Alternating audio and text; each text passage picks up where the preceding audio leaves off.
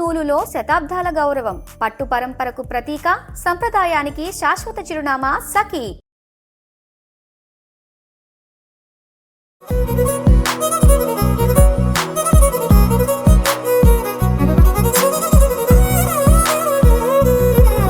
నమస్తే, welcome to Suman TV రైతు కార్యక్రమం. ఈరోజు ఆయిల్ ఫార్మింగ్ దగ్గర ఉన్న మనం. చాలా ఎకరాలలో ఆయిల్ ఫామ్ ఉంది. దీన్ని ఎలా ప్లాంటేషన్ చేశారు, దీనికి ఎంత ఖర్చు అవుతుంది, దీనివల్ల రైతులకు ఎలాంటి లాభం చేకూరుతుంది, దీనికి సంబంధించి తెలుసుకుందాం. ఈ ప్లాంటేషన్కి సంబంధించిన ఓనర్ ప్రసాద్ గారు మనతో పాటు ఉన్నారు. మొత్తం ఇక్కడ ఆయిల్ ఫార్మింగ్ అంతా చేస్తున్నవారు. సార్, ఇది ఎప్పుడు స్టార్ట్ చేశారు, ఎన్ని ఎకరాల్లో ఉంది, ఎలా ప్రారంభమైంది? 23లో స్టార్ట్ చేశానండి. ఇది మొత్తం 23లో ఒక ఫేజ్ పెట్టాను, 11 ఎకర్స్. దాని తర్వాత ఇంకో 14 ఎకర్స్ 23 డిసెంబర్లో పెట్టాను. టోటల్ 25 ఎకర్స్ ప్లాంటేషన్ చేశాను. ఓకే. అప్పుడు ఆయిల్ ఫెడ్ వాళ్ళు ఫస్ట్ ఫేజ్లో వాళ్ళు 50 రూపీస్ ప్లాంట్కి తీసుకున్నారు.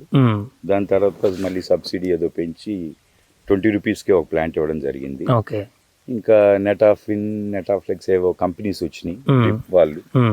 కానీ సోర్స్ ఎక్కడో పెట్టుకుని ఒక 500 మీటర్ల తర్వాత సోర్స్ పెట్టుకుని అక్కడి నుంచి ఇక్కడ పైప్ లైన్ వేయటం అవన్నీ వాళ్ళు ఇవ్వరు. మనకి యావరేజ్గా 50% సబ్సిడీ వచ్చినట్టు లెక్క పెట్టుకోవాలి. సపోజ్ ఒక 6-7 లక్షల రూపాయలు ఖర్చు వచ్చింది, ఓ 3 లక్షలు మనం బిల్ పే చేసాం, 3 లక్షల రూపాయలు కావాలి. మొత్తం ఎన్ని ప్లాంటేషన్లు అయినాయి సార్ ఇక్కడ, ఎన్ని ఎకరాల్లో? 57 ప్లాంట్స్ పర్ ఎకర్ చొప్పున 25 ఎకర్స్ అండి. 25 ఎకర్స్లో. సో ఇప్పుడు ఇది 300 చిల్లర ఉంటాయి అనుకుంటా. అంటే ప్రధానంగా దీనివల్ల మిగతా తోటలతో పోలిస్తే దీనివల్ల ఉండేటువంటి అడ్వాంటేజెస్ ఏంటంటారు?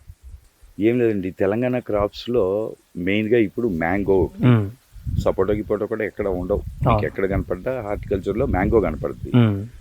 మ్యాంగోలో మ్యాక్సిమం 50,000 అంటారు పర్ ఎకర్, ఇది పర్ యానం. కాకపోతే దాని మెయింటెనెన్స్ ఈజీ.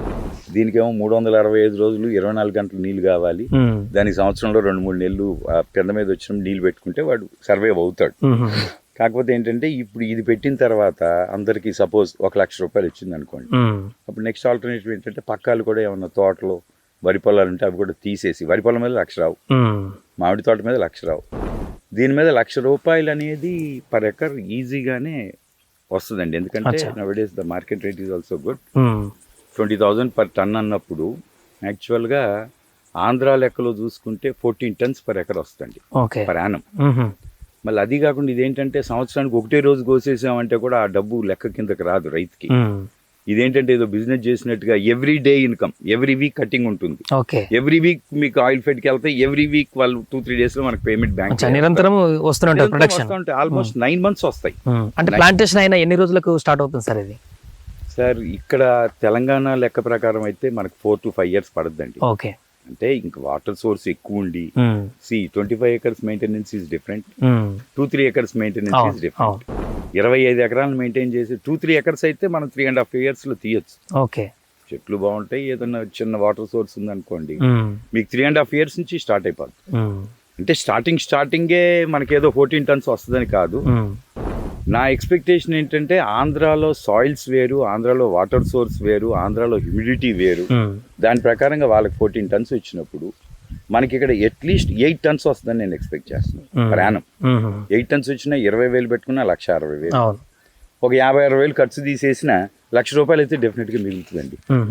అంటే దీనికి మళ్ళీ పర్టికులర్గా ఈ చీడ పురుగులు, పామ్ గ్రూప్ కదండి, తాడి చెట్టుకి ఈత చెట్టుకి మీరు ఎట్లయితే మందులు కొట్టే అవసరం లేదో ఇది కూడా పామ్ గ్రూప్ కాబట్టి అన్ని ప్రాబ్లమ్స్ ఉండవు. ఇప్పుడు మ్యాంగో ఉంది, దానికి మంచు తెగులు అంటారు, పూత మీద ఒక మందు, కాయ మీద మందు, పింద మీద మందు కొట్టలేక చచ్చిపోవాలి. దీనికి అట్లాంటి అంత మెయింటెనెన్స్ అంత ఖర్చు రాకపోవచ్చు. ఇప్పుడు 3 సంవత్సరాలు అవుతుంది కదా సార్, ఏమన్నా ఇబ్బందికరమైనటువంటి పరిస్థితులు ఏమైనా ఫేస్ చేశారా ఈ 3 సంవత్సరాలు? ఏం లేదండి, నా పర్సనల్ అయితే కొంచెం నాకు వాటర్ ప్రాబ్లమ్. వాటర్ ఉంటే ఏం ఇబ్బంది లేదు, ఏం లేదు. కాకపోతే ఇప్పుడు కింద ఉన్నాయి కాబట్టి అడవి పందులు పెడుతుంది, అడవి పందులు వచ్చి అవి కొరుకు తింటున్నాయి. ఆఖరికి రాని మధ్య కుక్కలు కూడా ఎగబడుతున్నాయి.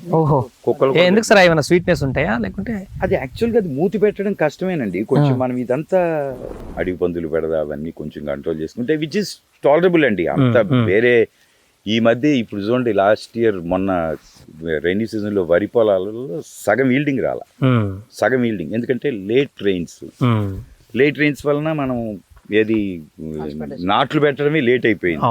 ఎప్పుడైతే అది ఆ పొట్టకొచ్చిన తర్వాత తిప్పుకుంటుందో అప్పటికల్లా చలి స్టార్ట్ అయిపోయింది, పొట్ట తిప్పుకోదు, హాఫే వచ్చింది. అంతకుముందు నాకు 360-380 bags వచ్చాయి. This time I got only 220 bags out of 10 acres. ఎప్పటి వరకు ఇది ఒకసారి పెట్టితే పర్మనెంట్ గా ఉంటుంది సార్ నాకు చెట్టు తెలిసి మా మేనమావది 30 years ప్లాంటేషన్ ఉందండి. Okay. 9 to 10 మీటర్స్ హైట్ లో ఉన్నాయి. అది దానికి ఇప్పుడు ప్రాబ్లం ఏంటంటే దాని గెలలు కొయ్యటమే ప్రాబ్లం. అంటే ఇప్పుడు ఈ కిందకున్నది ఇంకా పైకి వెళ్తుంది అంటారా? 9 to 10 మీటర్స్ హైట్ వెళ్ళిపోద్ది. 3 years ప్లాంట్ మీకు ఏదో కొబ్బరి చెట్టు ఈత చెట్టు లాగా కూడా కాదు, తాడి చెట్టే. తాడి చెట్టు అంత హైట్ వెళ్ళిపోతాయి. మీరు తర్వాత ఏరియల్ వ్యూ చూస్తే మీకు అసలు కింద భూమి కనపడుతుంది. అంటే ఇది చిన్న చెట్లు అన్నట్టు, చాలా చిన్నవి, చాలా చిన్న 3.5 years కదా.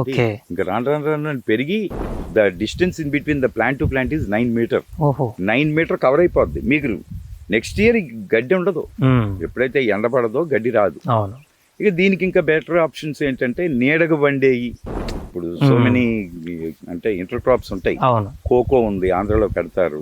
చాలా ఉన్నాయండి. ఆ బిర్యానీలో ఉంటాయి. ఏదైతే మీకు నీడన వండే అన్ని పెట్టుకోవచ్చు. ఇదే వాటర్ ఇదే కాబట్టి మెయింటెనెన్స్ ఫ్రీ అయిపోద్ది. దాంట్లో కొద్దో గొప్ప వచ్చినా మన మెయింటెనెన్స్ వెళ్ళిపోద్ది. దీంట్లో వచ్చేది నికరంగా మనకు మిగులుతుంది.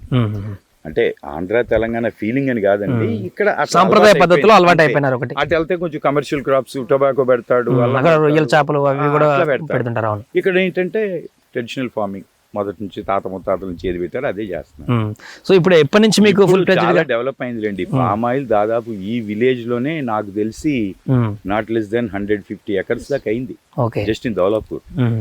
ఈ కటింగ్ వచ్చి వారానికి 2 ట్రాక్టర్లు మాకు వెళ్ళిపోయి, ట్రాక్టర్ వెళ్ళింది ఒకటి 4 tons వేసుకోండి 80,000, మళ్ళీ వారం 80,000 వచ్చినాయి అనుకోండి. అరే ప్రసాద్ గారికి 1,00,000 వస్తేనే వారానికి అంటే వరి పొలాలే కనపడవు మీకు. అంటే ఇప్పుడు గవర్నమెంట్ కూడా ఏం చేస్తుందంటే ఈ సబ్సిడీ పెంచుకుంటే బాబు 500 ప్లాంట్ కొనుక్కు పెట్టుకోండి అంటారు, పెడతారు ఆయన. అది మంచిదే. అంటే ఇప్పుడు దీనికి ఒకసారి ప్లాంటేషన్ చేసిన తర్వాత ఏం ఇన్వెస్ట్మెంట్ లేదు, బట్ ఈ కూలీలకు మళ్ళీ ఇదంతా రొటేషన్ ప్రక్రియ ఉంది కాబట్టి దానికి ఎంత బడన్ ఇయర్స్ మాత్రం ఆ గడ్డి తీయటం ఎందుకంటే ఇంత కవర్ కాదు కదండి, గడ్డి వస్తానే ఉంటుంది. అందులో ఈ సాయిల్స్ అట్లాంటి కొంచెం గడ్డి ఇచ్చింటే మొత్తం ఈ పాదిలో గడ్డి తీయాల్సే వచ్చేది ఫస్ట్ 2 years. కాకపోతే రూట్ పైన ఉంది కాబట్టి మనం ట్రాక్టర్ తో కూడా ఎక్కువ దున్నలేము. ఎప్పుడైతే ట్రాక్టర్స్ ఈ ఇయర్ నుంచి ట్రాక్టర్ పెట్టలే నేను, లాస్ట్ ఇయర్ వరకు కూడా ట్రాక్టర్ మధ్య సాలలో తిరిగింది. ఎందుకంటే ఇప్పుడు ఈ రూట్ మన కాళ్ళ దగ్గరే ఉంది, దాని రూట్ అక్కడ దాకా ఉంది, మధ్యలో ఒకసారి కొట్టగలం అంతే. ఇక అది కూడా నెక్స్ట్ ఇయర్ నుంచి అయితే ట్రాక్టర్ కూడా పనిచేయదు, ఏమన్నా కలుపు మందులు వాడుకుని గడ్డి తీసేసుకోవడం. సో ఇప్పుడు ఆయిల్ ఫామ్ ఎవరైనా పెట్టుకోవాలనుకున్నటువంటి రైతులకి మీరేం చెప్తారు సార్? మీ అనుభవంతో 3 సంవత్సరాల అనుభవంతో. ఇప్పుడు వరకు నాకేం ఇన్కమ్ లేదు కాబట్టి నేను చెప్పలేను. అంటే ఇది వచ్చేది కాదు, ఎక్స్పీరియన్స్ ఇట్స్ వెరీ గుడ్. ఎందుకంటే భవిష్యత్తులో మంచి కొన్ని 100 ఎకరాలు ఉన్నాయి మా రిలేషన్ లో, వాళ్ళందరూ బాగా ఎంజాయ్ చేస్తున్నారు. Right sir, thank you so much. Right.